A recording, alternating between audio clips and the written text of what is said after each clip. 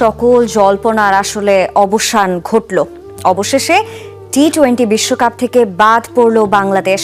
এর পরিবর্তে স্কটল্যান্ডকে যুক্ত করার কথা আনুষ্ঠানিকভাবে জানিয়েছে আইসিসি।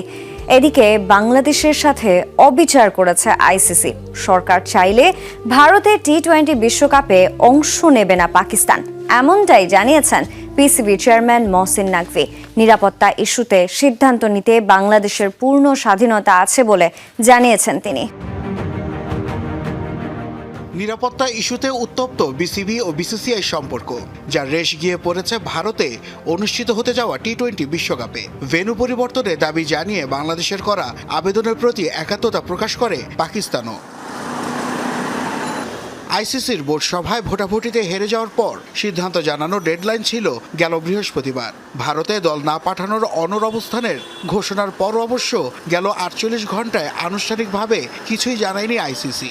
অবশেষে শনিবার সন্ধ্যায় আইসিসি মেইলের মাধ্যমে জানায় এবারের বিশ্বকাপে থাকছে না বাংলাদেশ, সি গ্রুপে যুক্ত করা হয়েছে স্কটল্যান্ডকে। এমন খবরের মাঝে রীতিমতো ঝড় তোলে পাকিস্তান ক্রিকেট বোর্ড চেয়ারম্যানের সংবাদ সম্মেলন। মহসিন নাকভি জানিয়ে দেন লাল সবুজদের দেশটার সাথে হয়েছে অবিচার। সরকার চাইলে বিশ্বকাপে অংশ নেবে না পাকিস্তান।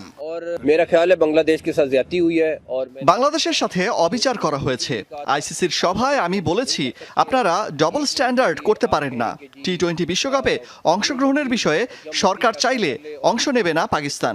আমরা প্রধানমন্ত্রীর ফিরে আসার অপেক্ষায় আছি। উনি আসলেই তারপর আমরা সিদ্ধান্ত নেব। আমাদের সরকার যদি বলে যে আমরা ভারতে যাব না, তাহলে আমরা যাব না।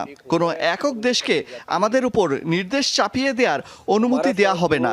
পিসিবি আইসিসির নয়, পাকিস্তান সরকারের সিদ্ধান্ত মানতে বাধ্য। प्राइम मिनिस्टर साहब इस टाइम पाकिस्तान में नहीं है।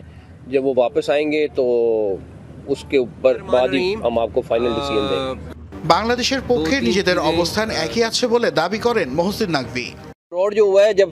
এ কারণেই আমরা এই অবস্থান নিয়েছি যে বাংলাদেশের সঙ্গে অন্যায় করা হচ্ছে এবং যে কোনো পরিস্থিতিতেই তাদের বিশ্বকাপে খেলার সুযোগ দেওয়া উচিত। তারা একটি বড় অংশীদার এবং এই অবিচার করা উচিত নয়। আমাদের অবস্থান একই। বাংলাদেশের সম্পূর্ণ অধিকার রয়েছে নিজেদের সিদ্ধান্ত নিজে নেয়ার। আমাদের কাছেও প্ল্যান বি, সি ও ডি সহ একাধিক পরিকল্পনা রয়েছে। मेन वजह यह है कि एक मुल्क किसी को डिक्टेट नहीं कर सकता। ক্রীড়া উপদেষ্টা আসিফ নজরুল জানিয়েছিলেন ভারতে না যাওয়ার সিদ্ধান্ত বিসিবির নয়, বাংলাদেশ সরকারের। দাবি করেন ভারত সরকার বাংলাদেশকে কনভিন্স করার চেষ্টাই করেনি। অন্যদিকে পিসিবিও তাকিয়ে আছে পাকিস্তান সরকারের প্রধানের সিদ্ধান্তের দিকে। সব মিলে এটা পরিষ্কার, ক্রিকেট ছাপিয়ে ক্রিকেট কূটনীতি এখন রাজনীতির টেবিলে। নিরাপত্তা ইস্যুতে উত্তপ্ত বিসিবি ও বিসিসিআই সম্পর্ক, যার রেশ গিয়ে পড়েছে ভারতে অনুষ্ঠিত হতে যাওয়া টি-20 বিশ্বকাপে। ভেন্যু পরিবর্তনের দাবি জানিয়ে বাংলাদেশের করা আবেদনের প্রতি একাত্মতা প্রকাশ করে পাকিস্তানও। আইসিসির বোর্ড সভায় ভোটাভুটিতে হেরে যাওয়ার পর সিদ্ধান্ত জানানোর ডেডলাইন ছিল গেল বৃহস্পতিবার। ভারতে দল না পাঠানোর অনড় অবস্থানের ঘোষণার পর অবশ্য গেল 48 ঘন্টায় আনুষ্ঠানিকভাবে কিছুই জানায়নি আইসিসি।